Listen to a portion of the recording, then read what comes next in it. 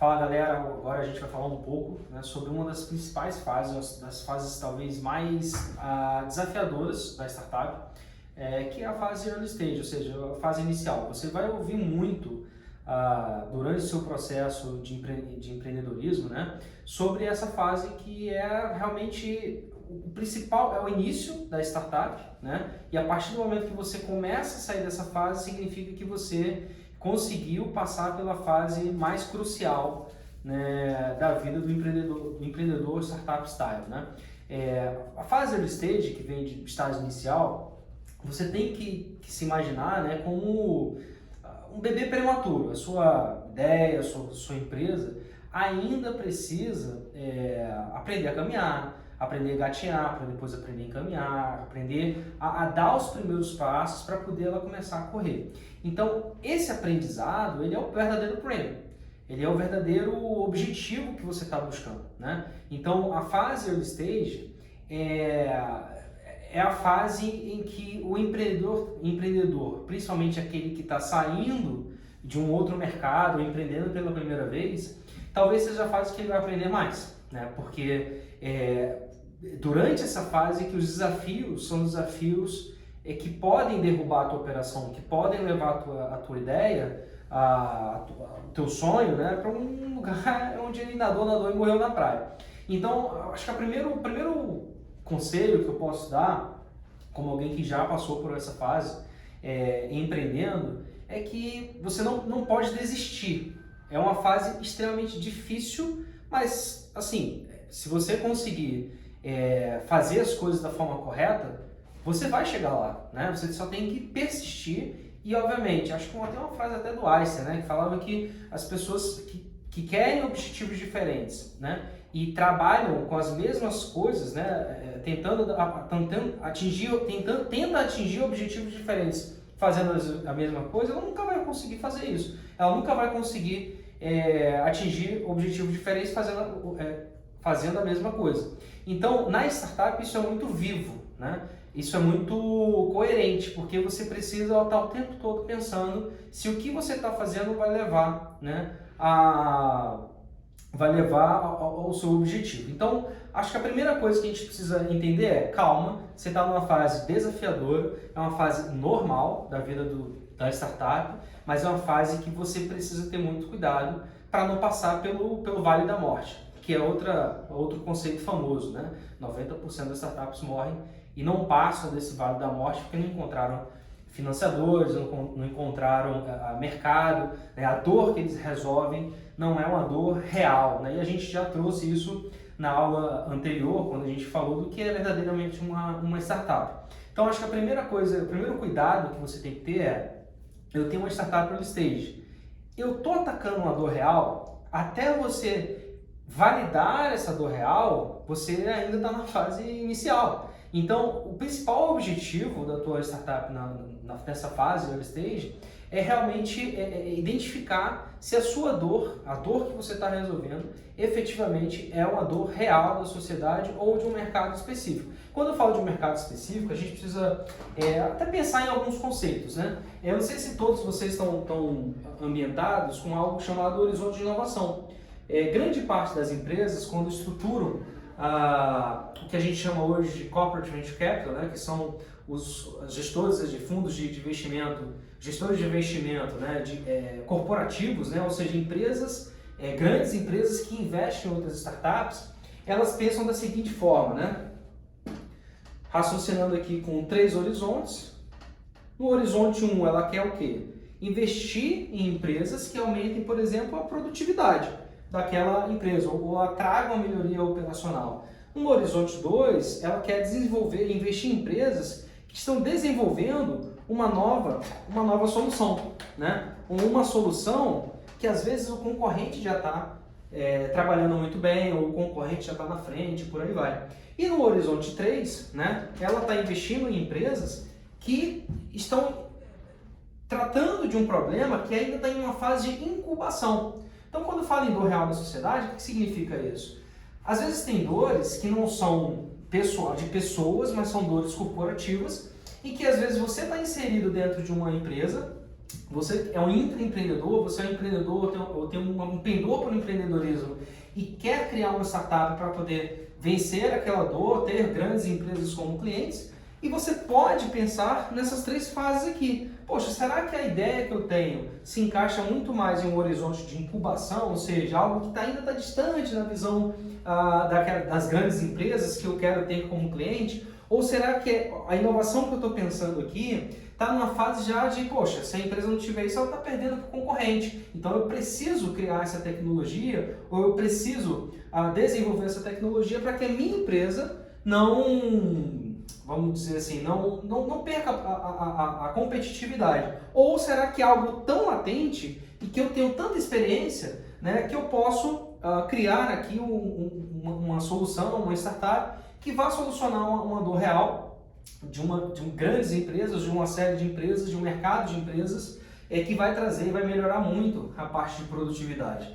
Então, acho que a primeira coisa que a gente tem que pensar quando quer montar uma empresa, ou está pensando em uma ideia disruptiva, é exatamente isso, né? Poxa, se o meu mercado é para empresas, eu tenho que pensar como as empresas pensam, né? Quais são os horizontes de inovação que a minha ideia está buscando resolver. A segunda coisa que a gente tem que pensar quando a gente fala de um mercado que não está atraindo, né, que não é diretamente relacionado a empresas, ou seja, não é um mercado B2B, né? Quando a gente fala de empresas, pessoal, a gente fala de B2B, ou seja, business to business. Quando a gente fala de pessoas, a gente fala de startups, né, ou empresas que levam soluções para o B2C, ou seja, business to consumers. Uma coisa que vocês têm que pensar é o seguinte, tá? Isso aqui, como é que eu vou validar o B2B? Vendendo para empresas, tá? Como é que eu vou validar o B2C? Vendendo para pessoas comuns, para o consumidor final. Então, quando eu estiver na fase de criação, pensando o que eu quero empreender, ou na fase de early stage, né, pensando para validar as minhas hipóteses, né, quais são as hipóteses que eu tenho, e pensando na dor, eu tenho que pensar se essa é uma dor de empresas ou essa é uma dor de consumidores, de pessoas comuns, pessoas normais, pessoas que vão comprar aquele produto. E o que é early stage ao final? Early stage é você conseguir fazer com que esses possíveis clientes te tragam faturamento. Você lembra que a gente falou lá na aula aqui de o que é verdadeiramente uma startup? A gente falou sobre a troca, né? A troca que aquele cliente faz com a sua empresa, com você, que é te dar dinheiro em troca do tempo ou de uma eficiência que você está trazendo na vida dele. Então, quem é o meu primeiro consumidor? Empresa ou cliente? E se esse é meu primeiro consumidor, eu preciso validar isso aqui. Até eu validar isso aqui, até eu trazer uma atração nessa validação, não somente uma nota fiscal, mas várias notas fiscais, vários clientes, criar uma máquina de vendas e por aí vai, eu ainda estou numa fase inicial da minha startup, inicial do meu negócio. Então, é uma fase que tudo pode acontecer, inclusive nada. Inclusive nada. Então, você tem que se preocupar, né, em estruturar a sua empresa, assim, quando eu falo estruturar, saia um pouco da visão que muita gente tem de que para você abrir empresa você tem que ter um puto escritório, você tem que ter carro, você tem que ter uma porrada de funcionário. Não. Estruturar que eu falo é se as suas hipóteses, o que você está pensando, se aquilo que está na sua cabeça realmente faz sentido na cabeça dos outros, das pessoas e empresas que você quer atingir. Tá? Essa, principalmente, é a primeira parte da nossa conversa. Deixa eu apagar aqui. E aí, pessoal, um outro cuidado que a gente tem que ter quando a gente fala em early stage, e aí falando já um pouco de inovação, né? Quando a gente fala de inovação, a inovação ela pode ser classificada de duas formas, né? Tem um cara muito famoso, o Christensen, que foi o autor de um livro, uma bíblia, quase uma bíblia, desculpa, é quase uma bíblia chamada O Dilema da Inovação, que fala da inovação disruptiva, né? Inovação disruptiva. O que é uma inovação disruptiva? É algo que vai transformar o mundo, né? Como é que ele transforma o mundo? Das duas formas. Tem que ter dois pilares. Ou um ou outro, mas basicamente se você tiver os dois, melhor ainda. O primeiro pilar é o baixo custo. Se eu tenho uma inovação que traz um baixíssimo custo para uma determinada área, eu tenho uma inovação disruptiva. Ou seja, se eu democratizo o acesso a alguma determinada área, a algum determinado serviço, a algum determinado produto, eu tenho uma inovação disruptiva. Né? Vamos pensar aqui, a gente deu um exemplo na aula anterior de Spotify. Pô, o Spotify democratizou o acesso à música, né? Se você pagar lá, aliás, a música é de graça, se você pagar você tem um premium, mas hoje qualquer pessoa pode escutar música de graça. Antigamente você tinha que pagar, então você trouxe uma inovação disruptiva no mercado B2C, né? A um baixíssimo custo, nesse caso zero custo. E aí a gente vai entrar depois lá, né? Se você não está pagando, o produto é você, mas depois a gente entra nesse ponto. Mas na inovação disruptiva, se você não trata com baixíssimo custo, você trata de novos mercados. Quando a gente fala de novos mercados, tem uma frase muito legal do Jobs, Steve Jobs, que fala o seguinte, Jobs parecia até ritmo do cara, né? Do Steve Jobs, que falava o seguinte, né?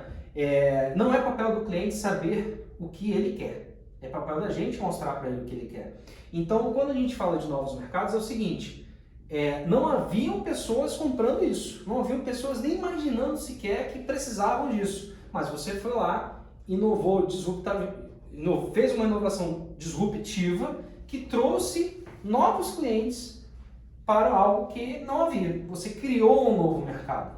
Cara, isso é fantástico, porque quando você cria um novo mercado, você está falando aqui de algo que é um oceano azul.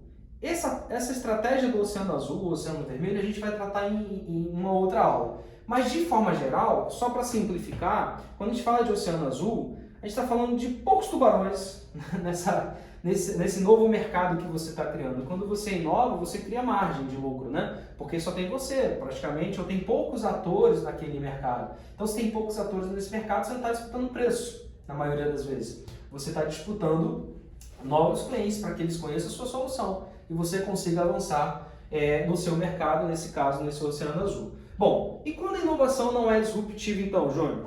Bom, quando a inovação não é disruptiva, não quer dizer que não vai haver inovação. Ou seja, quando a inovação não é disruptiva, ela pode ser uma inovação sustentável, que na verdade é a melhoria de uma inovação, de algo que já era feito. Vou dar um exemplo, uma Gillette que tinha lá 3 lâminas, agora passou para 5 lâminas, é uma inovação sustentável, né? Que melhorou a entrega a entrega final, a entrega da proposta de valor. Quer ver um case famoso? Inclusive tem um artigo de Harvard muito interessante que discute se o Uber, por exemplo, é uma inovação disruptiva ou uma inovação sustentável. Por quê? Porque no final das contas, o Uber pegou algo que já existia, ou seja, você já pegava o táxi, né? Você já havia mobilidade. Ele melhorou essa experiência. Ele transformou essa experiência em uma experiência digital. Ele agregou valor a essa experiência. Mas todo mundo já usava táxi. Todo mundo já pagava alguém para fazer essa mobilidade de forma mais individualizada. Então vejam vocês que mesmo numa inovação sustentável, a gente conseguiu criar uma empresa como o Uber. O que eu estou querendo alertar aqui, pessoal? Quando eu falo de horizonte de inovação sustentável, de inovação disruptiva. Cara, a sua ideia, ela pode ser maravilhosa na sua cabeça. Mas primeiro, será que dentro dos horizontes de inovação, da indústria que você trabalha, ela está no radar? Será que ela é uma inovação disruptiva, ou seja, algo realmente que vai transformar a sociedade, que vai democratizar o acesso a algo, ou vai criar um novo mercado? Ou será que ela é uma inovação sustentável que pode ser tão gigante quanto o Uber e que pode também transformar a vida das pessoas e criar, inclusive, novas profissões, etc.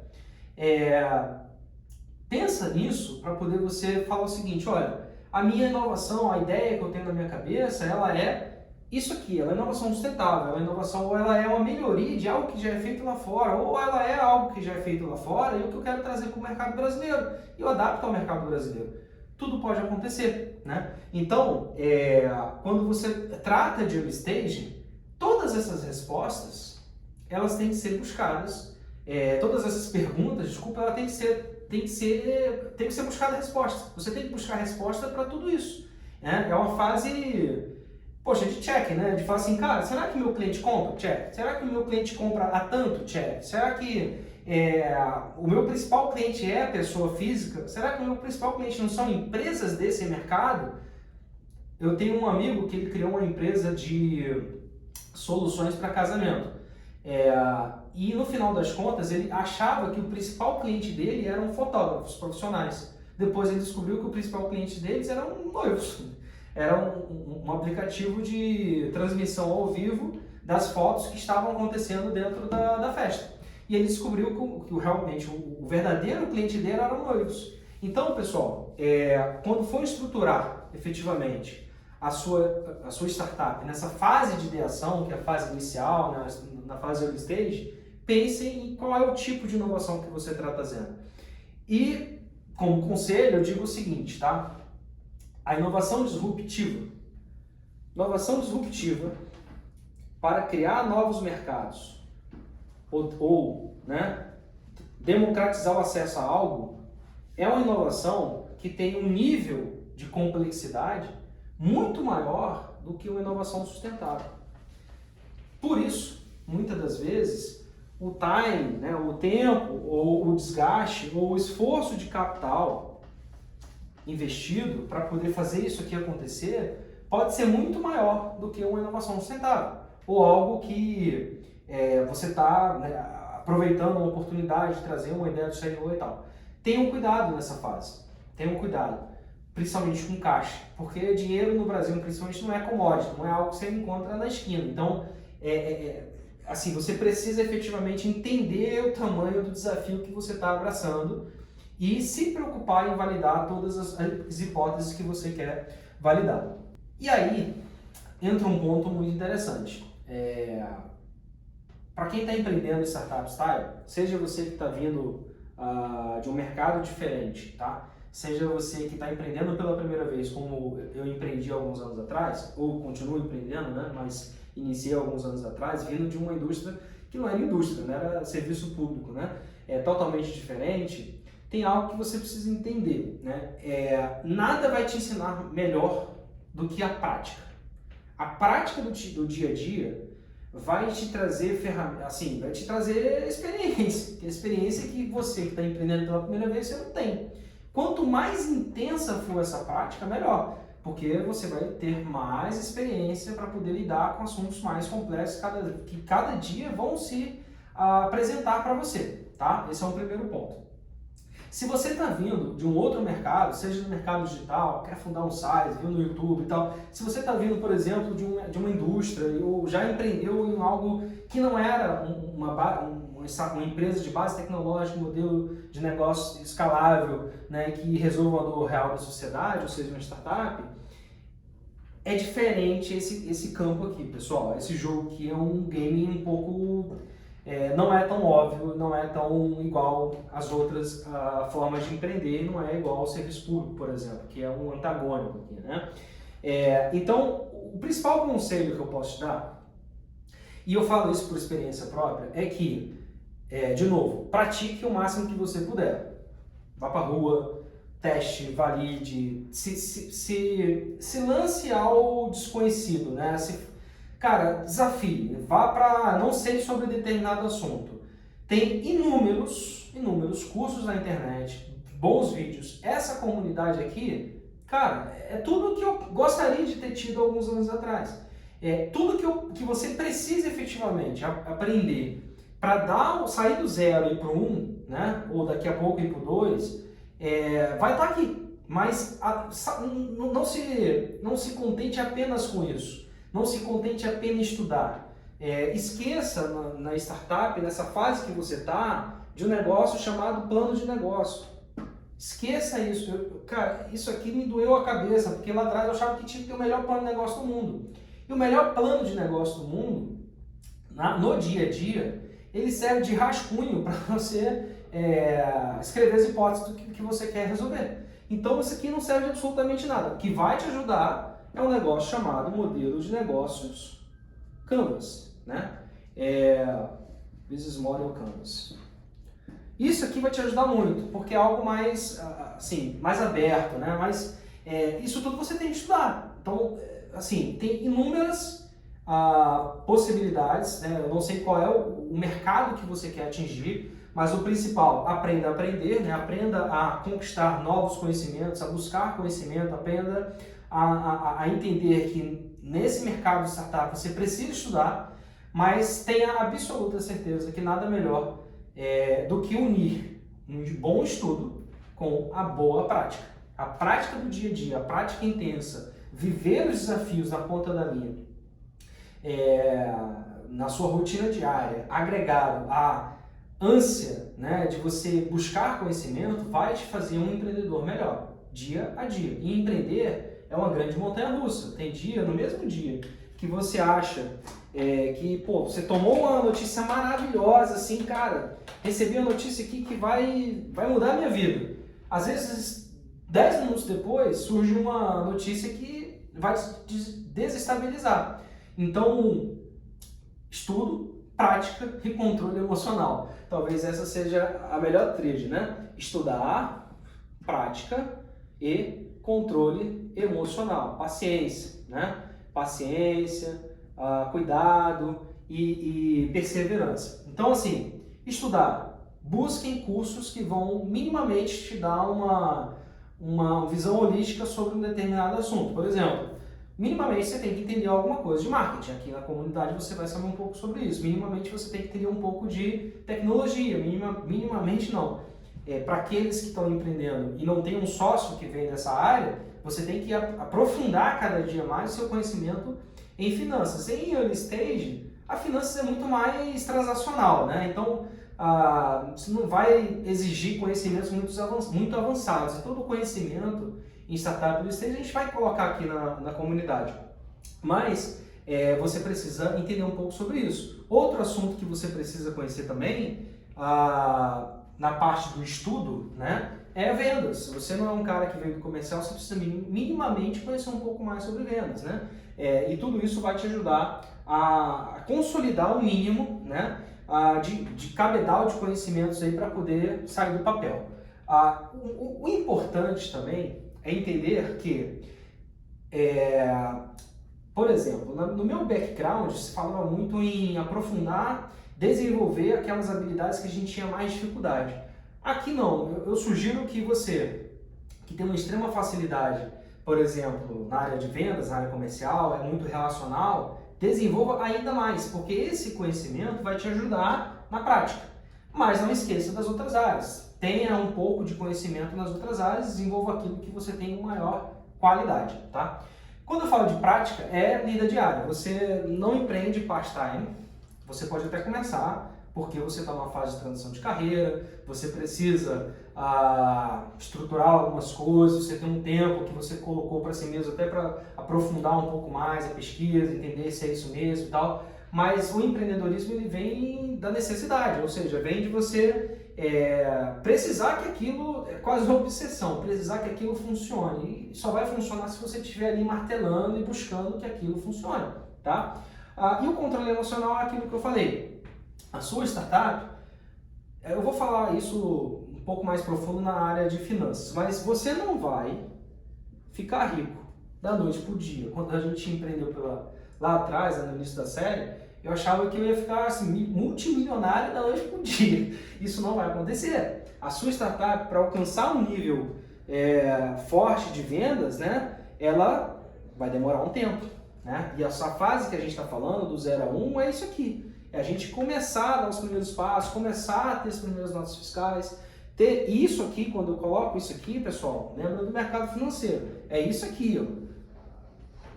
Entendeu? Então é montanha-russa. Você está quase nada, daqui a pouco surge um negocinho, daqui a pouco tem uma notícia que vai te derrubar, daqui a pouco...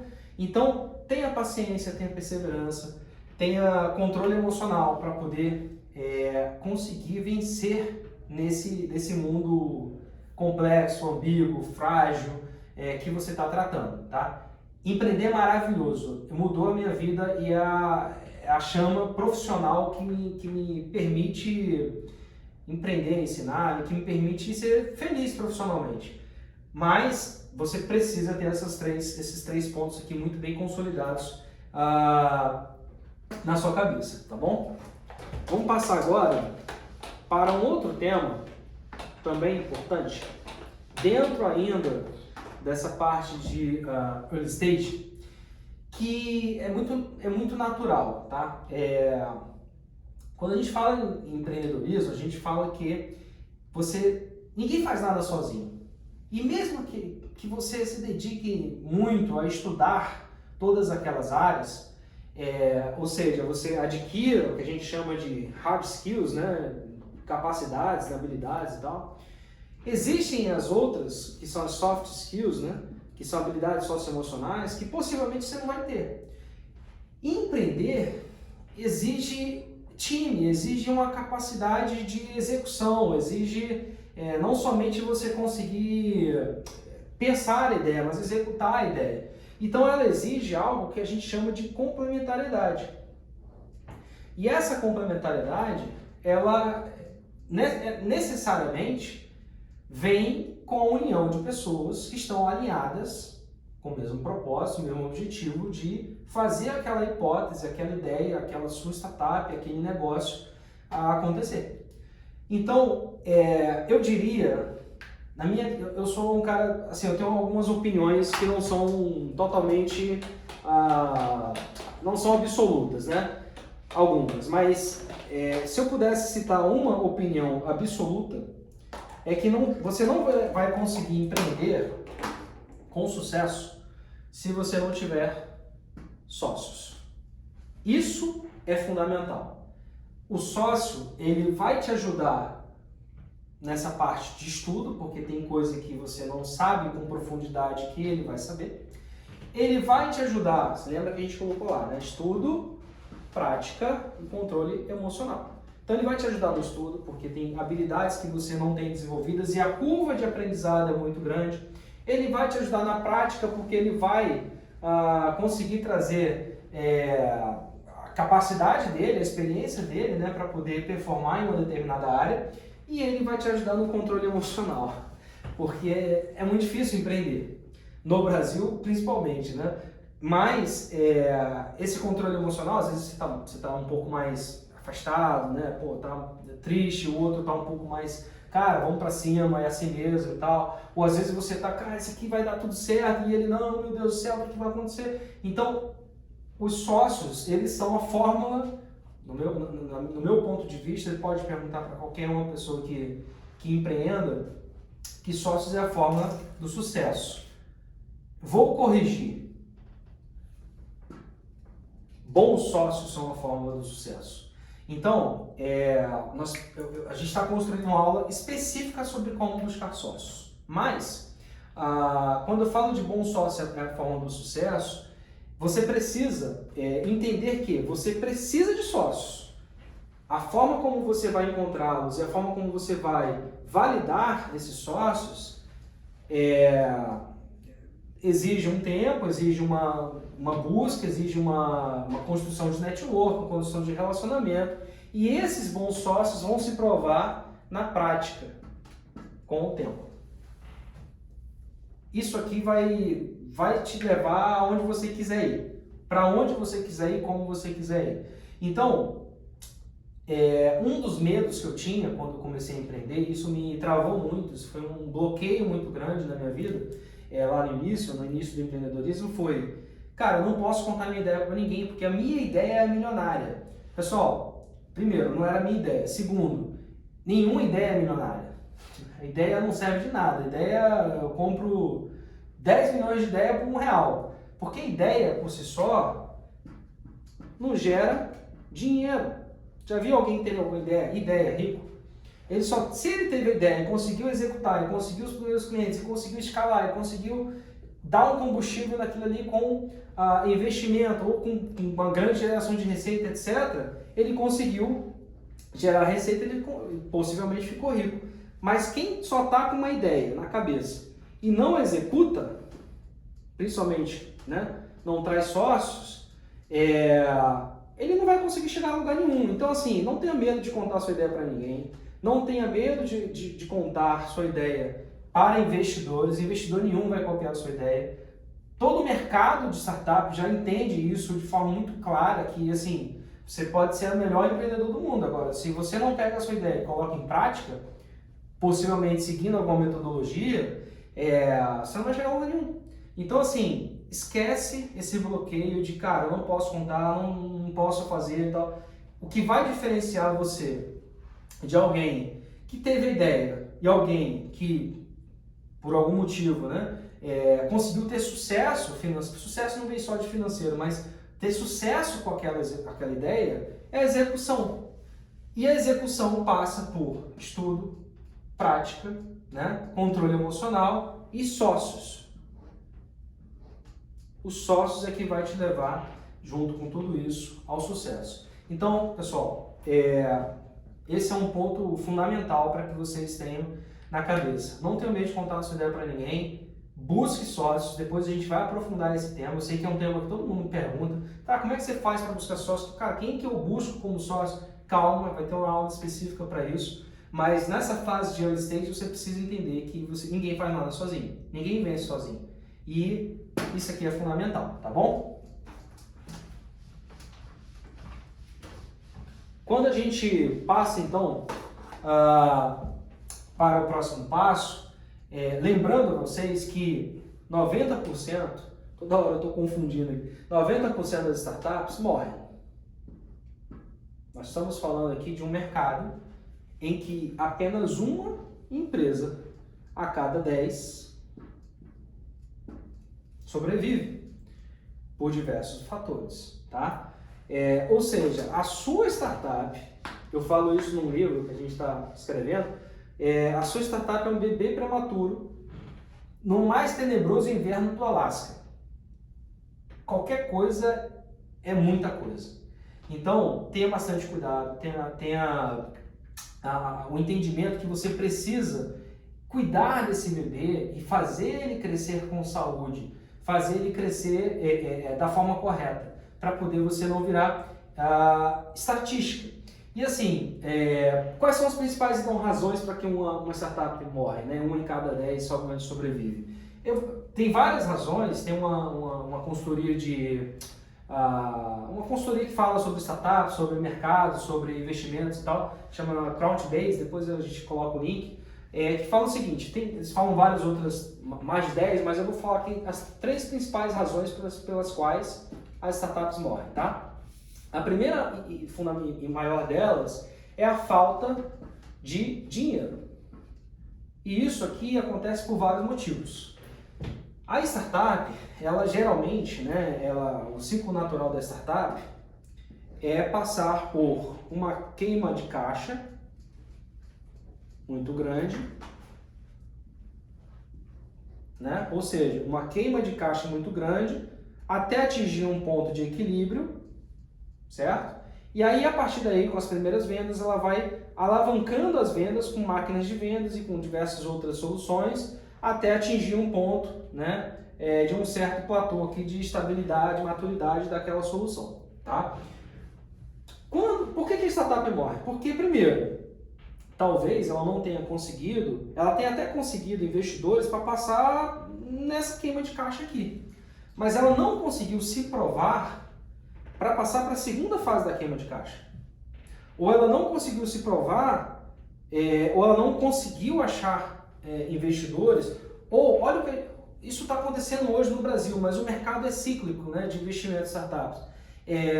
Ou o mercado está muito exigente para poder fazer investimentos. Então ela não está conseguindo investimentos com certa facilidade e aí ela não consegue passar para o ponto de equilíbrio, ou seja, o momento em que a despesa é igual à receita, ou seja, cara, eu estou pagando minhas contas, entendeu? Então, grande parte, a parte maior das startups morre por causa disso. Como é que a gente consegue diminuir esse risco? Primeiro, tendo custos de despesas, né, enxutos, né? A startup não está aí para poder rasgar dinheiro. Então, vocês precisam se preocupar com as finanças da sua empresa. A gente tem algumas aulas que a gente vai colocar aqui somente sobre finanças, porque é um assunto extremamente importante para todo mundo, para todos os sócios. Mas você precisa entender que as finanças vão dar o oxigênio, né, para a sua startup, para a sua ideia sobreviver. Então, a primeira delas é a falta de dinheiro.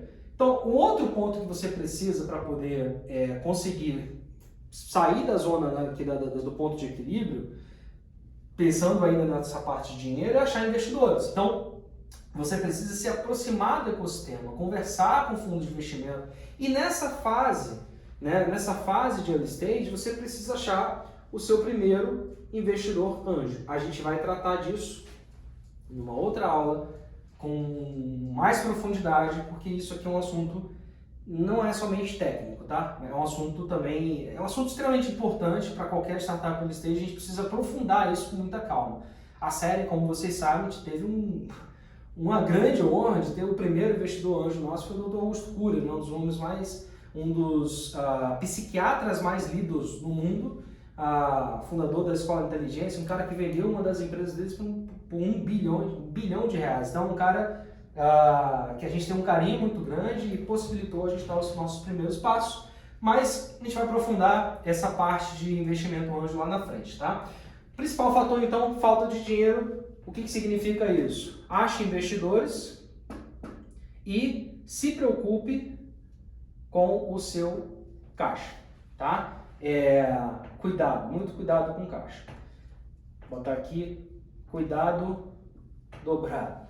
Bom, o segundo fator, né, que faz com que as startups morram, né, tenham mais possibilidade de morte, é a falta de mercado.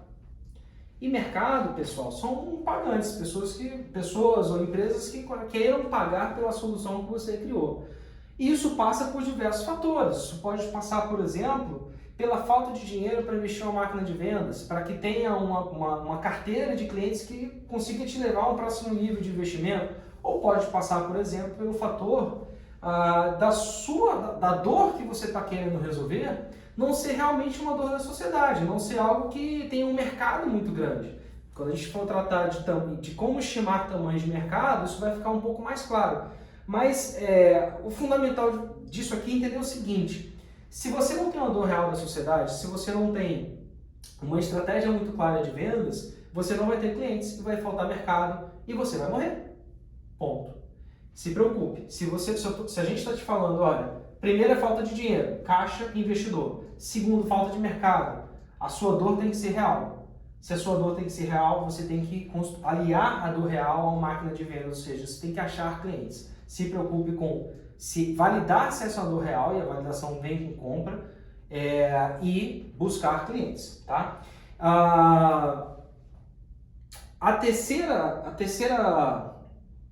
O terceiro motivo maior pelo qual as startups morrem é porque ela foi superada por um concorrente. Deixa eu apagar aqui que já está um pouco bagunçado, né? Bom, quando a startup ela é superada por um outro concorrente, isso quer dizer que às vezes o concorrente é uma grande empresa que criou uma solução que é mais democrática, né? Isso não significa que você não consiga continuar vencendo, né? Continuar agregando valor, continuar crescendo e tal. Mas às vezes você tem uma dor real da sociedade que é atacada por vou botar aqui, né? Atacada por várias empresas, né? E um determinado concorrente fez uma inovação disruptiva que baixou muito o custo daquela operação. E aí você foi superado por esse concorrente. E aí não tem jeito, pessoal. Aí, é uma das grandes razões também pelas quais as startups morrem. Então, se preocupem, eu diria de forma geral e sucinta, que você tem que se preocupar com esses 3 fatores. Vamos resumir? Falta de dinheiro, buscar investidor, mas se proteger com o que você está investindo efetivamente. Falta de mercado, né? Se a sua startup efetivamente ela está atacando a dor real, isso está sendo validado e cada vez mais está chegando cliente para vocês, porque você construiu uma área comercial, você está buscando cliente de porta em porta e conseguindo avançar. E por isso que, assim, como sugestão, né, busque construir inicialmente soluções para o mercado B2B, porque é mais fácil você achar clientes como empresas do que clientes como pessoas físicas, para isso se tornar escalável, né? Pessoa física às vezes investe o dinheiro investido por uma pessoa física, né, em determinada solução, às vezes é bem menor do que uma empresa, né, buscando resolver um problema real de produtividade. Aí vamos lembrar dos horizontes lá, né, de produtividade, desenvolvimento e incubação, aquilo que está vindo lá na frente, tá bom? Isso tudo, né, me faz relembrar o seguinte, tá? Isso é importante porque quando a gente está em early stage, dando nossos primeiros passos, né, isso é bem normal, na verdade, a gente sonha muito alto. E a gente precisa continuar sonhando alto, né? Eu brincava lá atrás que, cara, a gente vai ser unicórnio e tal. E assim, a gente não pode colocar isso como um objetivo único, mas pode sonhar em ser um unicórnio. Se você quer ser um unicórnio porque isso faz sentido para você, significa dizer que você está alcançando muita gente, você está gerando valor para muitas pessoas, para muitas empresas, para muita, né, você está realmente solucionando a dor no mercado em larga escala.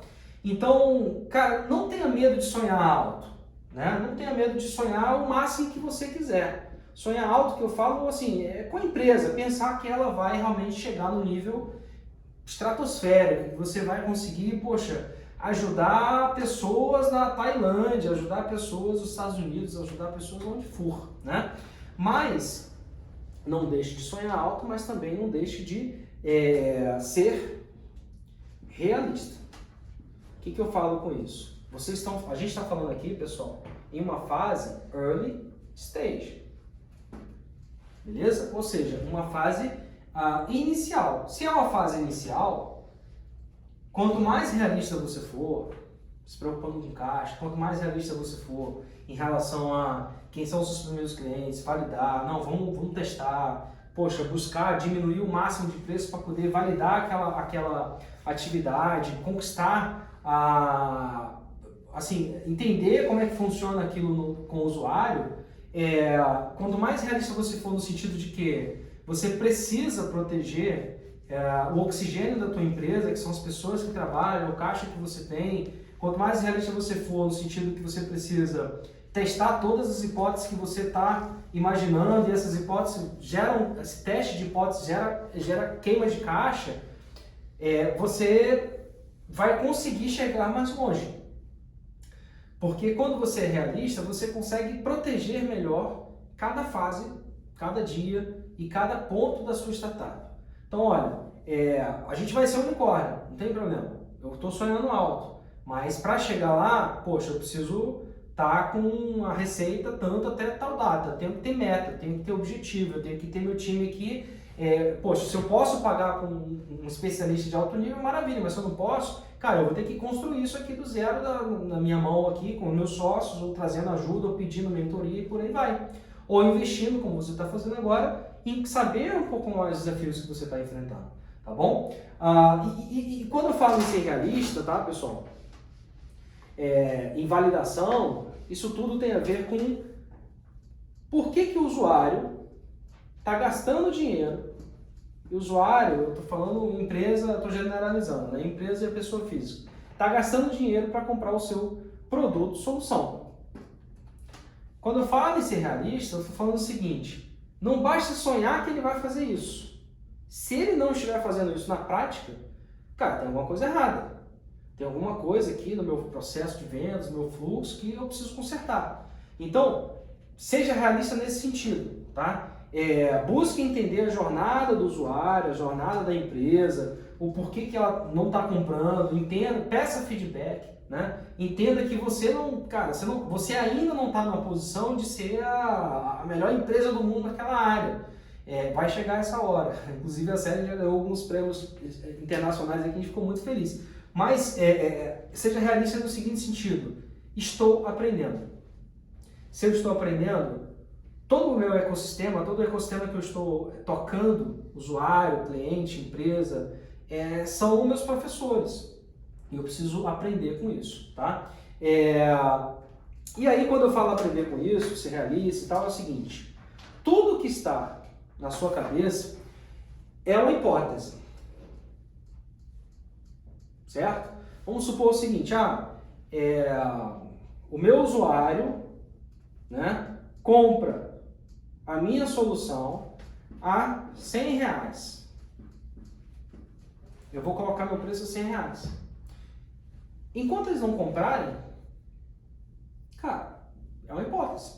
É uma hipótese que precisa ser validada.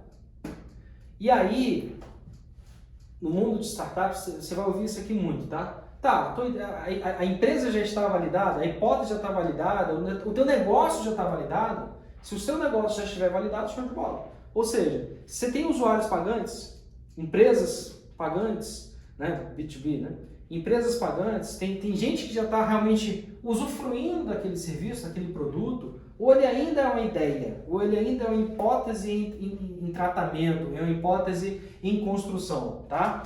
E aí, é importante, e a gente vai aprofundar isso depois, né, em outras aulas, você entender que a startup, geralmente, ela passa por algumas fases, tá? Uma fase, né, de ideação, validação, tração e escala. Então, a fase de ideação é a fase que provavelmente você está. É a fase de pensar, cara, será que isso realmente é uma boa ideia? Só vai confirmar depois que você tiver uma máquina acontecendo, tecnologia, etc. Será que essa boa ideia o pessoal compra? Quando comprar, você vai ter uma empresa que validou uma determinada ideia de negócio. Depois que você validar, você vai ter um outro desafio, que é validar por mais vezes? Não, é você buscar um tracionamento nessa validação, ou seja, aumentar a sua curva de vendas, né? E aí quando você chegar em determinada fase, né, da sua curva de vendas, você vai precisar injetar dinheiro, ou reinvestir, né, ou buscar investidor, etc., para ganhar uma fase de escala. Então vamos supor o seguinte, eu tive uma ideia, essa ideia tem algumas hipóteses, eu validei essa hipótese com vários clientes pagantes, sem, assim, provocando isso, né, buscando clientes, vendendo a ideia, etc. E eu já tenho aqui uma receita mínima mensal que está batendo, sei lá, R$100.000 por mês, tá? Um valor hipotético. Tá, para eu sair disso aqui, eu preciso injetar dinheiro para construir mais máquina de vendas, eu construir outras soluções, eu agregar valor, atacar outros mercados para que eu ganhe uma escala e eu saia de uma fase de tração para uma fase de ganhar o mercado, de democratizar o acesso, por exemplo, àquela solução que eu criei. Tá? Então, de forma geral, é importante você visualizar que a startup ela passa por todas essas fases aqui. E o principal disso aqui é isso aqui, pessoal. É o aprendizado. Então, o aprendizado, ele vai fazer você entender como passar disso para isso, como passar disso para isso, como passar disso para aquilo. Por quê? Porque a ideia, depois que você validar todas as hipóteses, vai te gerar um caixa que vai te colocar numa outra fase de startup. Ou seja, eu sou uma ideia validada, tem gente que compra. Né? Eu aprendi com os meus erros, né? Eu aprendi com os meus desafios, eu aprendi com os meus acertos. Poxa, vou dar um exemplo. A gente, na série, começou como um marketplace, ou seja, a gente unia pessoas quaisquer que queriam expor na sua experimentação vocacional, sua vida profissional, a pessoas que queriam comprar.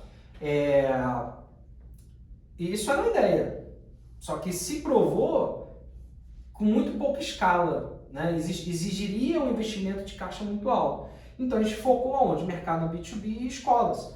Poxa, e aí a gente começou a fazer as primeiras vendas. E a gente começou a escalar um pouco mais o negócio, a gente começou a dar uma atração maior, a gente começou a buscar clientes maiores. Então, esse aprendizado de sair do B2C, do marketplace e tal, porque a gente viu que ia demorar para rodar, ia precisar de mais dinheiro e tal, é o aprendizado que definiu a nossa vida.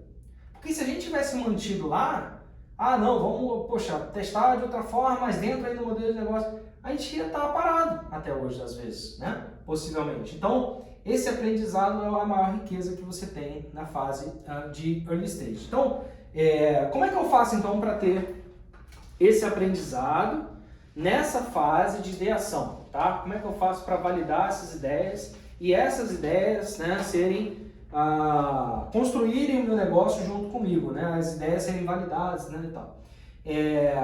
Eu vou introduzir um conceito aqui muito comum, todo mundo acho que já ouviu falar de alguma forma, mas é um conceito que tem que ser aprofundado depois de uma outra aula específica, para essa aula não ficar muito longa, que se chama MVP, ou seja, produto mínimo viável.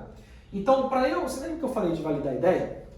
Se eu tenho uma ideia de negócio, uma ideia de resolver uma dor latente da sociedade, como é que eu vou testar isso? Se eu sou uma empresa de base tecnológica, que estou montando um modelo de negócio escalável para resolver uma dor real da sociedade. Bom, eu vou construir uma base tecnológica. Eu vou construir um produto mínimo viável. Eu preciso que esse MVP, essa solução, essa plataforma, esse site, qualquer coisa, esse aplicativo, seja algo maravilhoso, seja algo de altíssimo nível. Eu preciso investir 400, 500, 1 milhão de reais para esse negócio ficar pronto, eu começar a validar minha hipótese? Não. Pelo contrário, tá? Quanto mais simples for o seu MVP, mais rápido você vai validar ou que alguém vai comprar aquilo ou que alguém não vai comprar aquilo, e mais rápido você vai mudar. Porque na fase de early stage, isso aqui é uma constância. Você vai mudar sempre. Vou trocar o M, que talvez pegue, né, você entenda de uma forma diferente, de mudar para evoluir. Então, o MVP, que é o produto mínimo viável, às vezes vai ser um site, às vezes vai ser um formulário no Google, às vezes vai ser uma conta no Instagram, vai ser qualquer coisa que faça, né, com que as pessoas ou empresas conheçam a sua ideia e, nota fiscal, validem ela. Quando as pessoas conhecerem a sua ideia e validarem ela, através de uma plataforma, né? E aí depois, lá na frente, a gente vai falar de soluções em nuvem, né? Que te dão uma certa escala para poder você conseguir crescer de forma barata, às vezes até de graça. Através do MVP você vai conseguir evoluir. Então, primeiro, o produto nunca vai estar pronto. O produto ele vai estar mudando o tempo todo. O produto, mudando não, desculpa, evoluindo. O produto ele vai evoluir todo santo dia. Por quê? Porque você vai estar aprendendo com tudo que vai estar acontecendo. Tá? Então pense o seguinte, o MVP, Produto Mínimo Viável, é a ferramenta com que a minha ideia alcança os clientes que eu preciso alcançar, ou seja, cliente é cliente que paga, e com esse pagamento eu consigo ter um relacionamento com aquele cliente e através desse relacionamento eu consigo evoluir para continuar evoluindo esse MVP numa V0, numa V1, numa V2. Daqui a pouco você vai estar com um produto mais robusto desenvolvido. E esse produto vai evoluir para uma V4, e para uma V5 e para uma VN. Porque todos os dias, né, você está pensando em como agregar mais valor à sua solução para que as pessoas ou as empresas tenham mais enxerguem aquilo que você está fazendo de uma forma mais agressiva. Assim, cara, essa empresa, essa ideia está mudando o mundo, essa empresa está me trazendo aqui 5% que seja de lucro, né, ou em melhoria de produtividade, etc. Tá? E aí tem uma outra regra para finalizar a nossa experiência aqui, o nosso bate-papo, né, sobre early stage, né, que é um bate-papo inicial, porque principalmente aqui na comunidade a gente vai tratar muito de assuntos do 0 ao 1, né, ou seja, de quem está saindo do zero nesse mundo de startup, que é pivotar, certo? Pivotar significa o seguinte, mudar ou o modelo de negócio, certo? Ou mudar o segmento de clientes, né? Ou mudar a proposta de valor. Eu estou falando alguns termos técnicos do modelo de negócio Canvas que a gente vai tratar lá na frente, né? Ou mudar assim, a solução, a entrega, né? A minha tecnologia e por aí vai. Pivotar significa, vou dar um exemplo claro da série, que eu já dei aqui, né? A gente começou como um marketplace, hoje a gente é uma solução, um software as a service, B2B. A gente encontrou um mercado muito bom aqui. Só que isso aqui fez com que a gente conseguisse sair, né, da fase de ideação, validação e começar a tração. Mas não necessariamente eu posso morrer aqui, eu posso criar uma outra linha de negócio depois no B2C ou B2B2C, né? Eu vendo para a empresa vender para o cliente, por aí vai. Então, assim, tem diversas soluções, respostas, né, das hipóteses que você está criando na sua cabeça, das hipóteses de negócio, que elas só vão ser respondidas, né, com execução, com testes, com práticas, com tempo. Então, por exemplo, hipótese 1, o cliente compra R$100. Comprou? Não. Essa hipótese foi validada? Não. Vamos para a hipótese 2. O cliente compra por R$50. Comprou? Sim. Hipótese foi validada? Sim. Mas eu tinha um objetivo aqui de gerar uma receita recorrente com esses R$50 de, sei lá, 30 mil ano e não está rolando. Então, será que se eu... 30 mil ano é muito pouco, 30 mil mês, né? E não está rolando. Será que se eu baixar aqui para 39, melhor? Será que se eu mantiver aqui os meus R$50 e agregar uma funcionalidade tal, eu aumento a minha geração de caixa? Sim, minha hipótese 3 foi validada. Se colocou aqui, agreguei valor, né? Agreguei uma outra funcionalidade e não aumentou aqui a quantidade de clientes, a hipótese foi validada? Não. Então, tudo isso vai te ajudar a entender qual é o melhor modelo de negócio para pivotar o negócio, para mudar o negócio. Mudar o caminho, mudar a trajetória, mudar a estratégia, mudar o que você quer fazer. Volto ao exemplo da série. Pensávamos que o melhor caminho era o marketplace. Quando a gente viu que não dava, que não era a melhor estratégia, mudamos em 3 meses e tudo mudou e a vida mudou. Por exemplo, a gente tinha um foco muito grande no mercado de educação básica. Depois a gente enxergou que o mercado de ensino superior tinha muito mais interesse pela nossa solução do que o mercado de educação básica. E a gente começou a atacar os dois. Então, tudo isso, pessoal, é aprendizado. É dia a dia, é prática, é teste, é validação, é hipótese, e cada hipótese é geração de caixa. E mesmo que você não invista dinheiro, você está investindo tempo. Então, pivotar é algo natural e normal dentro de uma startup. Não pivotar te leva à morte, tá certo? Esse é um ponto assim, fundamental aqui para poder a gente fechar. E para finalizar também de novo, quando a gente fala de early stage, esse S ficou uma maravilha, né? Quando a gente fala de early stage, estágio inicial, né? Você tem que entender que a tríade máxima é o seguinte: aprendizado, beleza? Esse aprendizado vem com a validação e não existe validação sem faturamento. Essa é a fórmula do sucesso, tá certo? De forma geral, foquem nisso, aprender com tudo que vocês estão fazendo, validar todas as hipóteses que vocês têm na cabeça e gerar caixa, porque esse caixa, sem nota fiscal, você é uma pessoa, é igual a dados, né? Sem dados você é uma pessoa com opinião, sem nota fiscal emitida você é uma startup que não foi validada. Então, gera caixa, gera receita, gera nota fiscal e a sua hipótese, o seu modelo de negócio vai estar validado para você passar para a próxima fase. Fechado? Até a próxima aula.